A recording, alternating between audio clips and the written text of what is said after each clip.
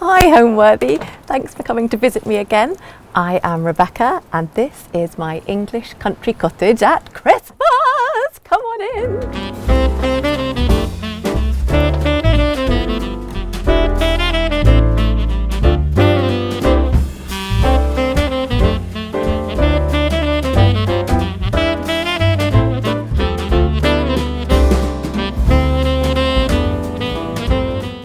This holiday season, get ready to unwrap the most magnificent holiday homes with Homeworthy's 25 Days of Christmas.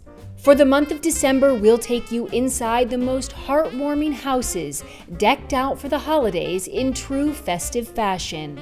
From twinkling lights and elegantly trimmed trees to sparkling ornaments and cozy holiday charm, these homes capture the warmth, wonder, and beauty that make this season so special. So join us as Homeworthy celebrates 25 Days of Christmas. The magic starts now. Raise your glass. Cheers! Merry Christmas! Happy holidays! You're watching Homeworthy, where we believe every home has a story. Hi, I'm Rebecca Lovatt, my English country cottage. I am a social media content creator. That's a really long title. And I would love to welcome you into my Christmas cottage on the Suffolk-Cambridgeshire border in England. We moved here 11 years ago. We moved from the north down south and we wanted to be closer to our friends who actually live in Cambridge, so we drew a circle around there and we looked at about 36 properties in 3 weekends, and we were very clear. We didn't want a thatch, we didn't want listed, we didn't want too much work. We wanted something with character, but we didn't want to be too rural, but we did want to be in the countryside. And not one of the houses lit us up. And then we drove here and got severely lost several times before we found it. And then we drove into, well, there wasn't even a drive then actually, and saw this crumbly old cottage with a mossy thatched roof and fell completely and utterly head over heels in love with it. It was magical. It was like a storybook. There was no one around and the agent was actually late, so we were able to just wander around the garden and peek through the little windows, and I think it had stolen our hearts before we even walked through the door. And then we walked through the door and walked into every single room, and we saw the beams that were all slanted and the floors that were wonky, and each step we took we kept saying, oh no, oh it's really lovely, oh no, look at this, oh. And we knew that we were going to end up with exactly what we didn't want, and we didn't care because we just fell in love with this cottage. I love decorating for Christmas. It's like the freedom that you don't get when you're actually decorating your home initially. Because when you're decorating initially, you're thinking about colour schemes and you're thinking about how long will that paint last and will it work with the fabric. Whereas for Christmas, you can just go a bit crazy, and that's what I love. I do something different each year and I don't think about it. I just start, and that's generally how I do my life actually. I just go with it and see what happens. But as you can see, I really love colour. So when I first started, I started with silver and gold and white, really pure and beautiful. And then bit by bit, pinks crept in, and then reds crept in, and I can't help it. It's what I love. And I think particularly at Christmas, you need warmth and colour and joy and coziness. And where we live, it is remote and it is rural, and we are surrounded at the moment by really muddy, dark fields, and it's dark when we wake up and it's dark by 3 o'clock, so you need to inject light and colour and fun. So I bring in as much of the garden as I can carry, and I throw it all over every painting and beam and piano and wherever I can find anywhere. And then I put lots and lots of fairy lights up. So actually the cottage is probably lighter at Christmas than it is for most of the year.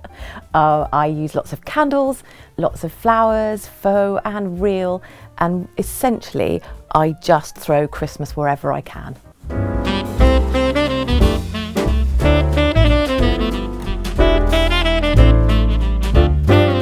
This is our sitting room, and this is generally where we spend most of our time over Christmas, sitting around chatting and playing board games, and it's all really based around the fire because it does get really cold in our cottage.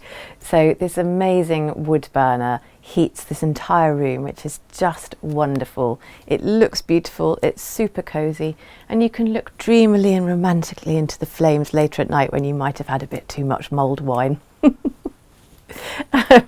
So this is the garland that I created for this Christmas. It changes every year depending on my whim, really.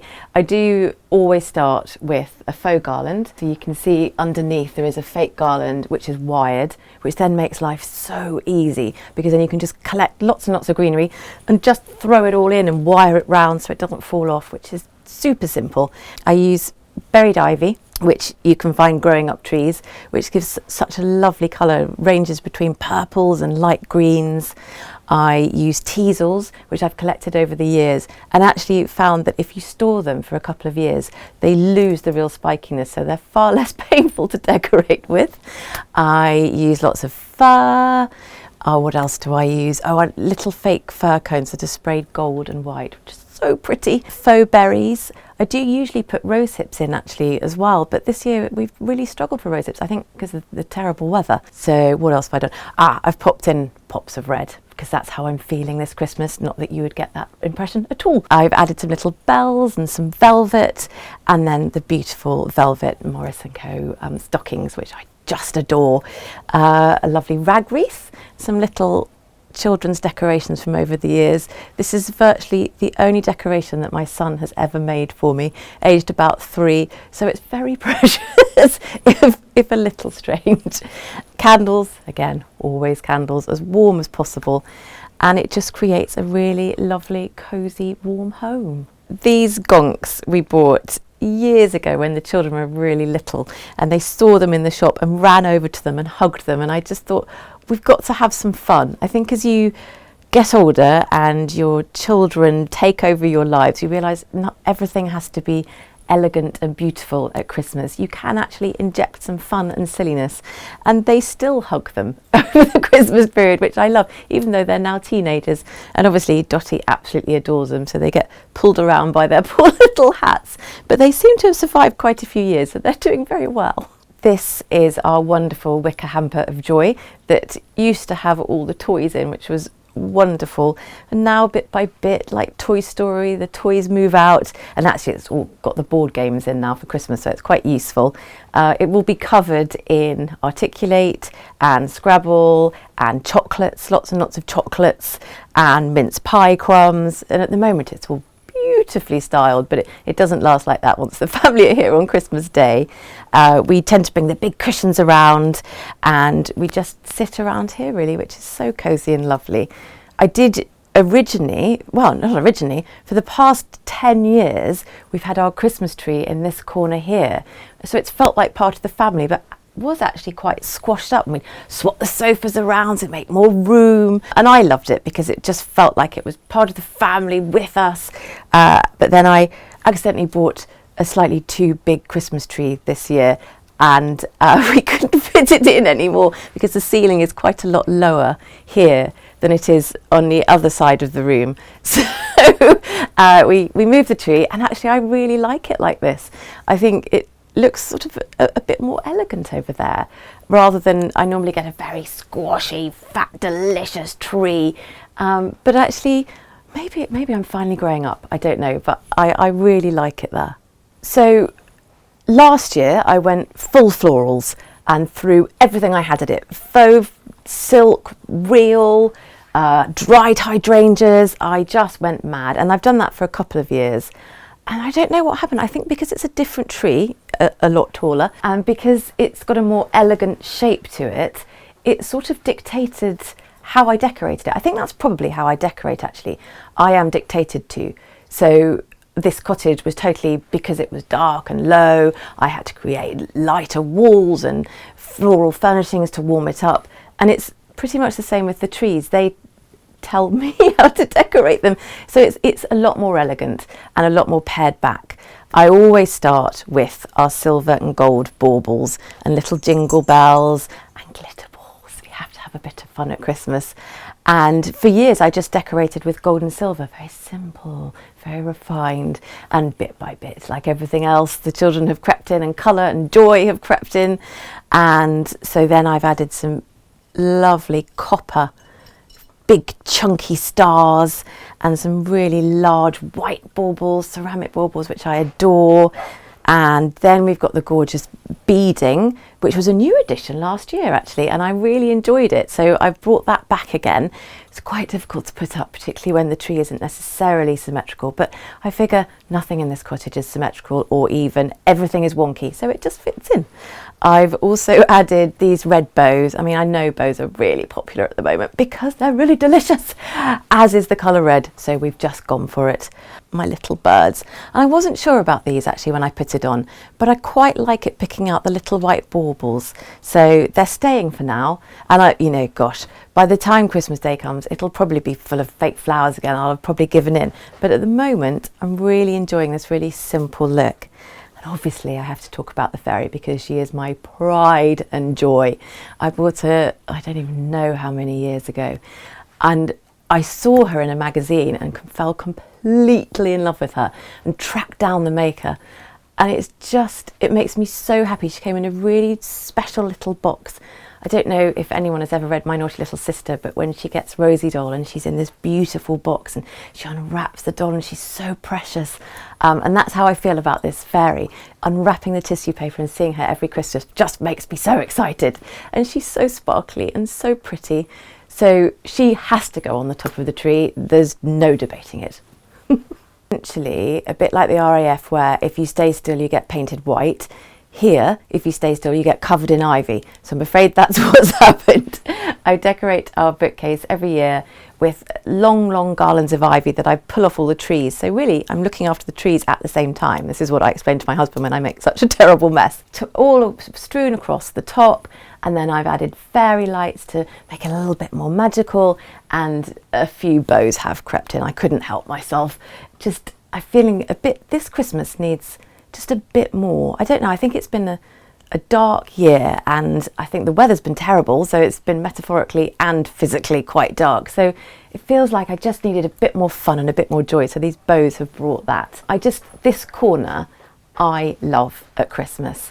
We put a little star in the window and the candle, and it's just one of those little quiet places that very often actually nephews will come and just sit on the cushions and just take some time out and chill and grab a book. And that's exactly why I created this space in the first place, just somewhere you can sit and have a few moments. So it's really lovely when I see other people doing it as well. It makes my heart really happy. Again, I've added some more ivy over here and another garland. You will see throughout the cottage there are lots of garlands. So let's just call this garland number 3 because that keeps it quite low key, doesn't it? I have to decorate the piano. It's just a total joy with the mullioned window, the very wonky mullioned window. More ivy. I found some rose hips that were still going. I have used artificial candles here because obviously it's quite close to the timber frame, so I get a bit scared, so I've used that. This is our Christmas carols book. So every year we are lucky enough to have our group of friends over, and it started when the children were really small. Quite a few of our friends are quite musical, so my friend will come and play the piano because I just flinky plonk a few chords. It's not good enough to be able to do full carols, whereas she can play anything. You literally go, could you play this now, play that? And we stand around and eat mince pies and drink sherry and sing Christmas carols, which sounds, I know, completely ridiculous, but it's really good fun. And when they were little, the children would join in. We had a suitcase of instruments and they'd pull out the tambourines, and then the grown-ups would get involved and they'd start with the jingle bells as well, and drumming, and I think at one point the old violin came out and the clarinet, and it's just a very silly, very fun afternoon. And there's something about singing that once you get over the initial, oh, this is a bit embarrassing, you actually really get into it. And then we always end up into sort of going into 1980s George Michael. But lots of very silly songs then come after the carols, and it's just a really lovely evening. We do have a nativity set that the children, well, I say the children, it's now my daughter, because my son is far too grown up and cool to do anything about decorating. But we've had this for years and years and years, and actually you can see poor baby Jesus. He got a little bit dotted one year, and in fact I think one of my daughter's friends pocketed him for a couple of weeks one Christmas. But it's those memories that actually I really treasure, and I love the fact that little wind-up Rudolph has entered the scene as well. I don't remember reindeer in the original, but why not? We'll go with it. It's Christmas. Why not? So yes, this is very special and just a tiny reminder of why we celebrate Christmas. So back in the days when I had taste and sophistication pre-children, everything was very elegant and I would use cream candles. You don't use coloured candles, good grief.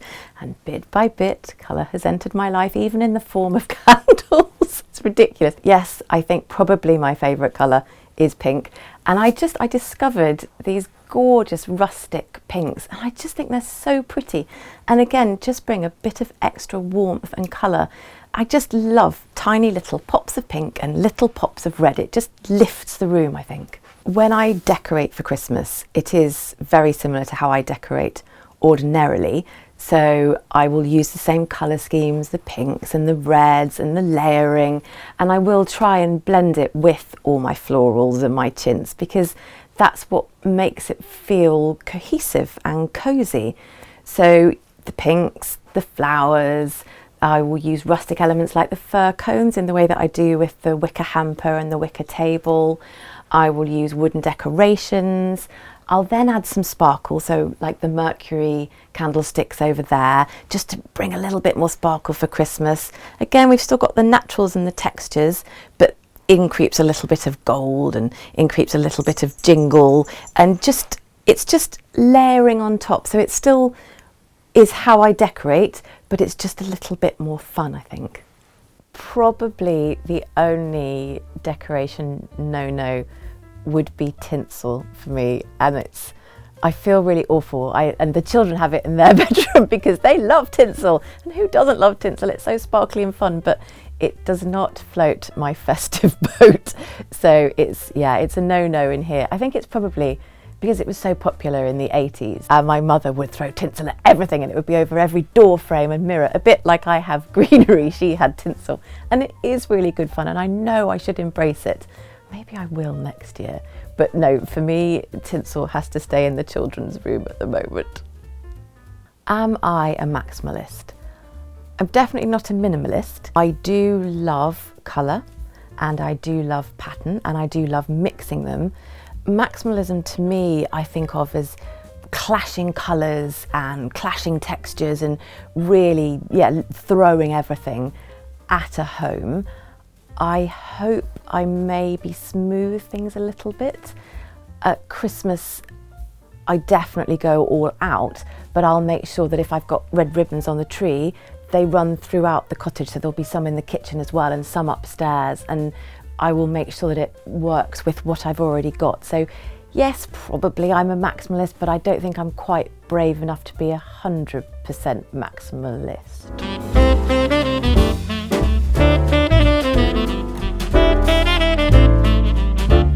Dottie has decided to join the tour. She's obviously thinking it's very exciting through in the kitchen with the mince pies. So now she's on board. And obviously she's not allowed on the sofa. This is our hallway. I try and decorate it as well, just so that when people come through the front door, they know it's Christmas. This is my ever hopeful sledge. One day it will snow again and the children will joyously grab the vintage sledge and take it outside and sleigh down the lane. But it's been about 3 years since it's been used, so I haven't got enormous hopes, but you never know. Maybe it will manifest snow for us this Christmas. But I like to put just a little welcoming banner just saying Merry Christmas as you come through, and then a little bit of sheepskin just for a bit of extra coziness, just to begin that little feeling of Christmas. So let's now head into the kitchen and try and prevent Dottie from eating the mince pies. Come this way.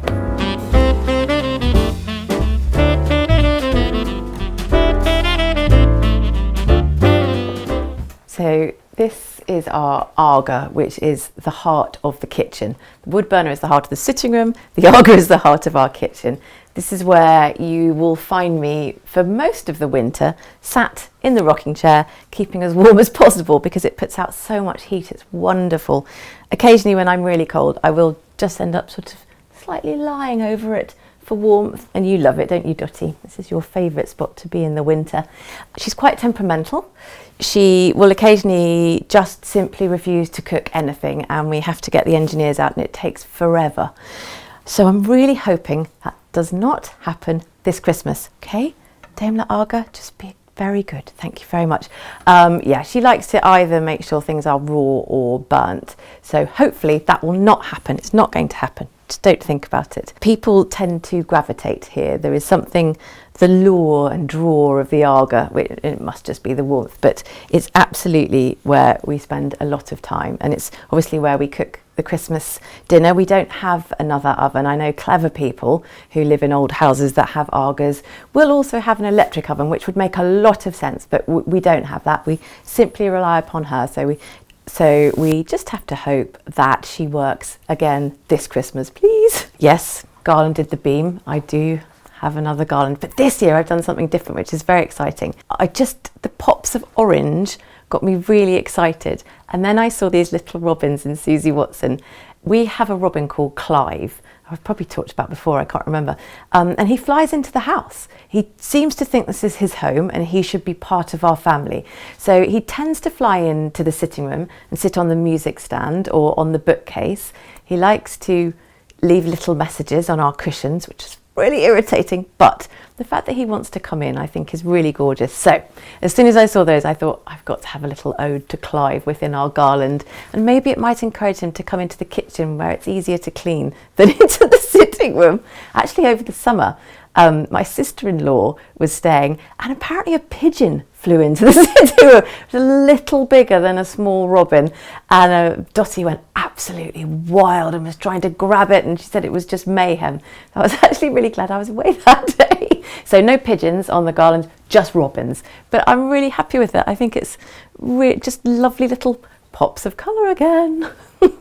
We do a traditional roast at Christmas and it has to be turkey. There was one year we considered doing goose and everyone revolted and was extremely angry. So no, it's turkey. And I'm lucky enough to have a friend just down the road who breeds her own turkeys. So she will be bringing us the Christmas turkey, which is very exciting. I'm really lucky. My husband does most of the cooking on Christmas Day. We do a lot of preparation beforehand. In fact, gosh, how many years ago is it now? 3 years ago, I'd come up with a genius idea because we always have to buy so much food for all our family. And I thought we could use our camping fridge. We could put all the meat into the camping fridge, and then we've still got room in the fridge for other things. So all the meat arrived and I put it all into the fridge, and my husband was really excited. He was coming home and he said, I can't wait to see a fridge full of meat. This is going to be amazing. And he opened the lid and all you could smell was cooked meat, because I didn't realise that the camping fridge can either be set to cold or hot. So it had cooked the turkey, it had cooked the ham, the bacon, the sausages, but miraculously the turkey was amazing. So we risked it and we put it into the Aga overnight, and it was the moistest, juiciest turkey we've ever had. So we do now prepare the turkey in advance. So thanks me for being completely idiotic with the fridge. What else do we have at Christmas? We've got to have sausages rolled in bacon. That's just a given. My niece insists upon those, as do I. Bread sauce. I love bread sauce, and I make it to my father's recipe. That was always the thing that he would make at Christmas, and it's just the most, oh, I love it. Stuffing, you have to have chestnut stuffing. As a child, memories of Christmas are sitting in front of the fire, peeling the chestnuts with our fingers hurting by the end of Christmas Eve because we peeled so many. But my goodness, it tastes delicious and it's absolutely worth it. We have roast potatoes. That's sort of my area of expertise. I have almost nailed the perfect potato over the years, again because of my father. He used to spend hours listening to the archers, peeling the potatoes and steaming them and creating the most delicious roast potatoes. So we do have a feast. I make a Christmas pudding every year. I did miss Stir Up Sunday this year, but it was Stir Up second Sunday, and no one eats it. No one ever eats it, so I spend the rest of the year working my way through it, but I don't mind because I love Christmas pudding. So yet another garland, but it's very refined this year. Ordinarily, I start with the conifer and the cypress, and then I add the hydrangeas, and then I add the roses, and then I add the dahlias. But I started with this and just thought, actually, I really like it. I just like it really simple. I had to have a Mercury enormous bauble hanging up there, and there are some little baubles dotted around, and a lot of lights. But it just, I don't know, yeah, I think it might be that I am finally growing up this Christmas, I don't know, but I'm really happy with it. Yeah, come back to me in a week and it'll probably be filled with flowers. But I love this dresser. It has our beautiful little French vintage gold sherry glasses that make me very happy. It stores all my china that I inherited from my mother-in-law, who inherited it from her mother. Her mother was one of the first female pottery factory owners in Stoke-on-Trent. So it's very special china actually, and I love using it, particularly at Christmas when I sit with my mother-in-law and we drink out of these little beautiful cups. It's a really precious family moment. Lots of little sparkly plates, candles of course, my lamps, and this was an entire pack of candy canes when I decorated 2 days ago, but I think the children might have been at it. I normally hang them onto the Christmas tree, but yeah, 4 really isn't going to cut it, is it? So that's on the list to buy some more. This island at Christmas actually gets switched around and we turn it so that it's in front of the Arga, so we have our workspace here, which then means that we can turn that table round and add the next table along, so we get a long table to fit us all. And it does mean it's a little bit crowded. We have all our cutlery and utensils on this side, and then we have all the kids' art stuff on this side. And if it goes the wrong way around, you start pulling out drawers to be able to get to your knives and go, oh, I've got some glitter, which isn't quite as useful, but it's a tradition, it's a Christmas tradition. Oh, our tin of mince pies, which I do actually need to get out, and they will make sure that Dottie doesn't get them. But again, there's something joyful about just a simple Christmas tin, but we have it every year, so it means we all know that's the Christmas pie tin. Yeah, it makes me very excited. Oh my gosh, it smells so good. So I make my own mincemeat, and I do possibly tend to be a bit over generous with the brandy, and you can really smell it. It's so good. Maybe that's why my son likes them so much. Oh my goodness, I hadn't thought of that. He sat on the sofa earlier in the week saying, I love mince pies, inhaled it, gone. I love mince pies, inhaled it, gone. Maybe it was the brandy rather than the pastry, which I pride myself on. Yeah, I might need to take a look at that. There we go, there's our mince pies, and I put them onto a Christmas plate, because you've got to have Christmas plates again to make it a bit joyous. And I love a bit of Kath Kidston at Christmas. I love a bit of Kath Kidston anyway, but particularly at Christmas. She's got such joyful designs. Here we go. Yeah, dogs you have to be so careful of with mincemeat, particularly with everything you put in them. So I'm just going to keep an eye. Oh look, she's fallen asleep on the sofa, so that's all right. There we go. And now we're slightly guest ready. I just have to show you these Christmas biscuits that my daughter spent hours making yesterday. It was so sweet of her. We found some treacle in the larder. Well, we found 3 tins of treacle in the larder, which we've been clearing out, and my husband was furious, like, what can we do with this treacle? We thought, aha, gingerbread. So my daughter very sweetly rolled out, acres of gingerbread. She was there for hours and hours. This is just the tip of the Christmas tree iceberg of gingerbread, but I just think they're so pretty. And she found this amazing new recipe for the icing that's got sort of syrups and sugars and spices. And as she said, it tastes like the inside of a Cadbury's cream egg. It's so delicious. So I think she might have discovered a whole new means of making gingerbread Christmas trees. So yes, I just had to show you that because I'm very proud of her. She worked really hard. How do you achieve English holiday decor? For me, it's about warmth and coziness, and that probably does come back to old English houses which are really drafty and cold. So a bit like the way I decorate the cottage during the year, it's texture and pattern and layers of blankets and rugs and candles and logs, and then probably the deep reds, because again that brings in real warmth and coziness. So, and of course greenery from the outside, which again I think is such a lovely traditional look.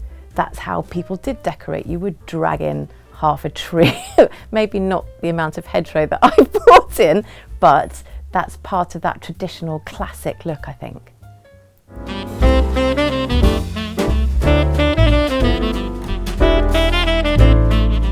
This is our kitchen tree.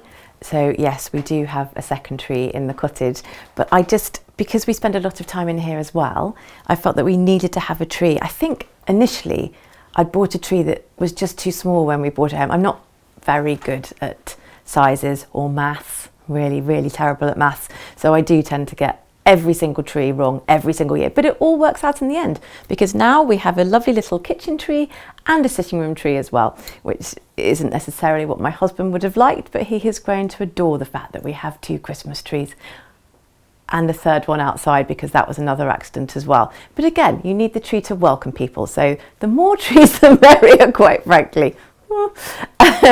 This is our Christmas table.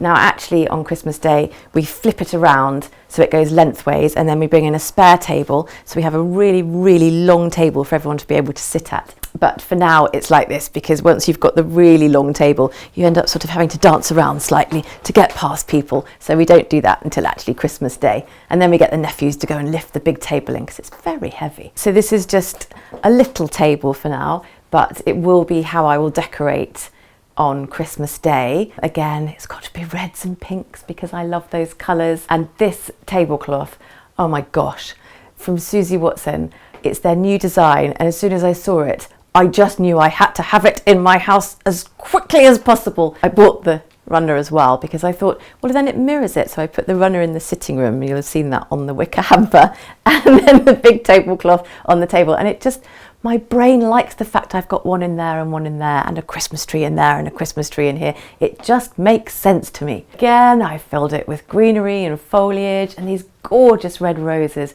which pick out the little red on the holly of the napkin and the red candlesticks, and just some more birds for Christmas, because clearly I'm going with a bird theme, which I hadn't even realised, but that runs throughout as well. Well, we live in the countryside, so why wouldn't you? I've used my lovely Burley dinnerware, which I just adore.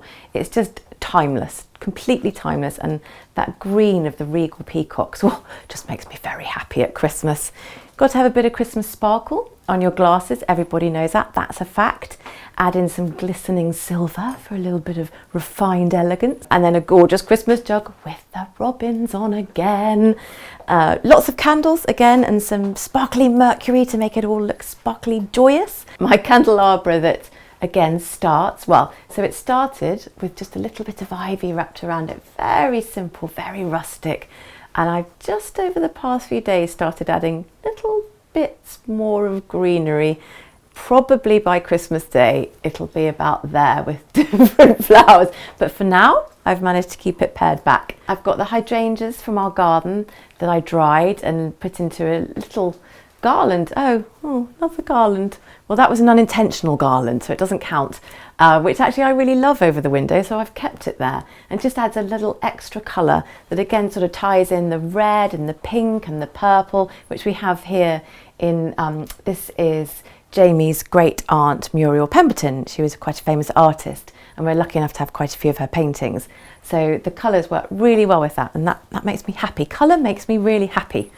I've added some more ivy and some berries onto the paintings, and then some more faux flowers and holly, and I need to get a proper holly bush. I have this amazing holly bush, but it doesn't have the spikes on it, which makes it great for actually flower arranging, but I feel like I need the proper holly. That's a project for another, well, my husband will be really happy about that, for another day. More holly and berries, and then my little heart garland, which I just love. That comes out every year. I think there's something about bringing out the same decorations every Christmas that is so reassuring, and you instantly associate it with, it's going to be really good fun this year, we're going to have a wonderful time. It's not just children that need that reassurance and reoccurrence. I think grown-ups need it too, actually. Our beloved kitchen sofa. Since I was little, I have wanted a sofa in the kitchen because it's where I spend most of my time, really. So to be able to pop something on the Aga and then come and have a quick snuggle with Dottie on the sofa is just one of my favourite things to do. We had to add a little dog mattress to it because for some reason she gets incredibly muddy, and I can't think why. She is a mud magnet, but that really helps with the bottom of the sofa. I picked this up from, I think it was eBay. There was a woman selling it in a cottage a couple of miles from here, and she'd had it in her music room and never used it, so it was immaculate. Laura Ashley, never been used. It was one of those purchases that, you know, when you just think, oh my gosh, how has this happened? How have I found it? I was so excited. And again, it's this delicious red colour that makes me really happy and adds a warmth and a coziness, because these beams, well, you can't really see that, but the wind comes through them. You know, people's hair will be blowing as they're sitting at the table and the wind's blowing through the beams. So trying to add as much colour to pick up the warmth is really quite valuable in a room like this. So this also gets through an awful lot of work at Christmas, and my sister-in-law and mother-in-law are incredible at washing up. They're so good. They just seem to be constantly here going, just that's done, and you look around and go, oh wow, everything's clear again. We're so lucky. I've added a few extra little red roses and a Christmas tea towel, and oh, our poor peace lily. I bought this last Christmas and it's done really well, and then I read this amazing tip about tea bags and using old tea, obviously without the milk in, and it perks them up. So I've tried that, and these guys are going, yay, woohoo, but these aren't looking very happy. Oh dear. Right, well, I will sort that out in the new year. But yes, this is our little workstation. Again, this was another purchase from eBay, I think. Yeah, so lucky. I love unfitted units. I think particularly in an old cottage, if you try and put in a modern kitchen, I think it looks really strange. So I wanted to try and honour the age of the cottage and sort of how it would have been, except that I get to have a dishwasher and a washing machine hidden under the curtains and hot water running from the sink and actually an Arga rather than an open fire. So a little bit luckier than they were 400 years ago. Oh, look, these are from my best friend Rachel. She makes these candles. You buy the set, you get this beautiful little pottery, and then she makes refillable wax. So you just pour in the next candle and you're not constantly using little pots. And I meant to fill these and put them beautifully over there, but that hasn't happened. So just enjoy a very empty but very beautiful ceramic candle holder. When people first walk into our home at Christmas, I want them to be excited. Obviously, I want them to feel welcome and at home immediately, but I really want that sense of excitement, that frisson of it's something different in the year, because that's what Christmas is. It's a moment of sheer joy. So I want people to walk in and see sparkly things and see warmth and think, oh, we're going to have a good time. This is going to be a really wonderful party if we've got friends coming over, or few days if we've got family staying. I want joy and fun and coziness.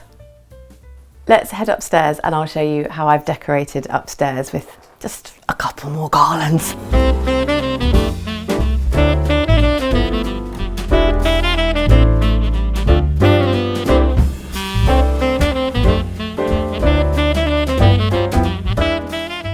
This is another garland that I managed to find a space for. I'm always incredibly envious of people that have these beautiful banisters on their staircases where they wind the garlands around, and I don't have one, apart from this one. I might have to garland that in a minute. But I did manage to find a beam that I could do a long garland along up the staircase, so that made me really excited. But that is now on my list for later. I've then followed it through with a couple more garlands across the windows. Again, really simple, really plain, with some little pretty willow hearts to match in with the willow and wicker downstairs. And this fabulous willow heart wreath that I have had for years and years and years, and has come with me from house to house. And it just seems really happy and really at home here, which is exactly actually how I feel too. And so with the creaking floorboards, let's head through to our bedroom and I can show you how I've decorated that. There you go, it's so creaky.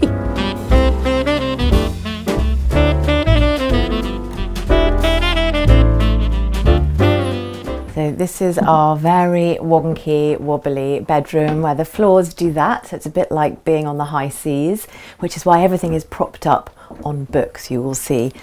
This is my poor husband's chest of drawers that I have slightly taken over with my own things, and the tiniest of Christmas garlands. It barely doesn't even count, just a teeny little bit of Christmas, and then of course some fairy lights, but a smattering of ivy, just very gentle, barely even there, just a little nod to Christmas. I went a little bit wilder here. I don't know, there's something about the cottage, because we're surrounded by woodland and by fields, it just lends itself to adding some extra ivy, as if it's almost crept into the cottage over the winter. I know, it's ridiculous, but I can't help it. And I sort of think, it's our bedroom, so no one else is going to Well, apart from Homeworthy viewers, no one else is going to see it, so it doesn't matter if I go a bit crazy with ivy. And then I've added some fairy lights and some pussy willow just to add a little bit of extra white and velvety loveliness. And then I had to do a little bit of chandelier-y glassiness just to match in with our light fittings, which were the only light fittings we could find because the ceiling is so low. It had to be really close up to the ceiling, but actually I really love it, and that sort of dictated how the room came about actually, because and then made me think, oh, it's quite French, these are vintage French chandeliers. So then I ended up going for a French cane bed and kept this room really, I mean, it doesn't quite look as simplistic now that I've added all the ivy to it, but really simple because it's a bedroom, so it should be really calming and relaxing to be in.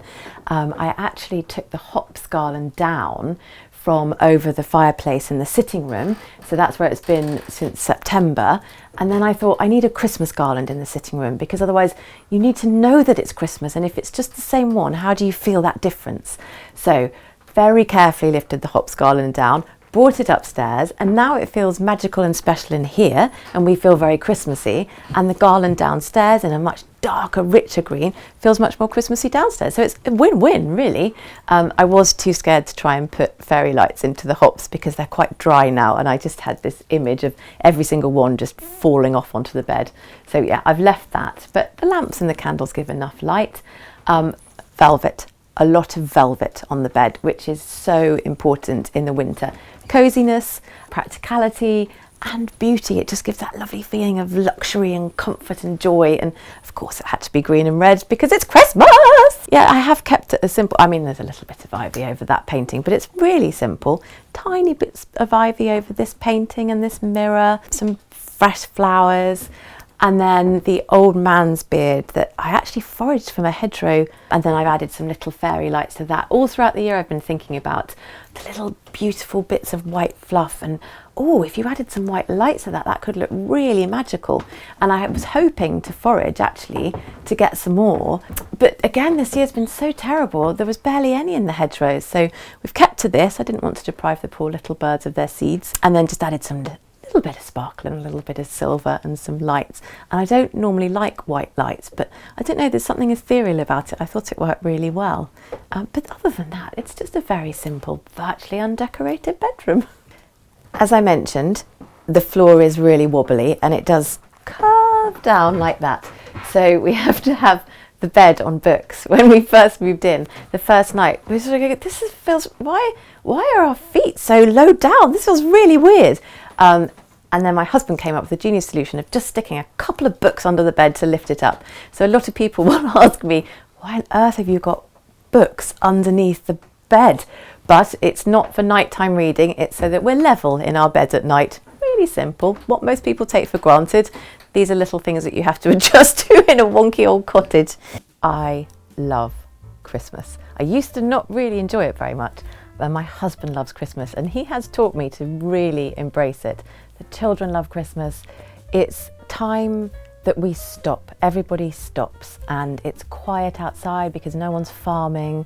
It's just a really peaceful moment of the year when we're all together and we have all the family come and stay, my nieces and nephews who are all terribly grown up now, and we eat an enormous amount of food. There's an awful lot of cooking and cleaning and clearing that we all do, and then we play board games, which sounds really naff, but we love it. We all get thoroughly competitive, and the boys always win at Articulate, which is really frustrating. This year is going to be the year that the girls are going to win. I'm going to revise beforehand, I've decided. It's just great fun with a lot of walks, and the dog gets petted by everybody, so Dottie thinks it's brilliant. We are outside as much as we can be when it's not raining and horrible, and then we come inside and we light the fire, we drink mulled wine and play ridiculous games, and that for me is just true happiness. Thank you so much for coming to visit Homeworthy. I have loved to show you our Christmas cottage. It's made me all happy and excited all over again. I love showing you my decorations. So thank you very much for coming back. And I am going to go and just garland the staircase now. I've discovered another banister. Very exciting. So happy Christmas and thank you very much.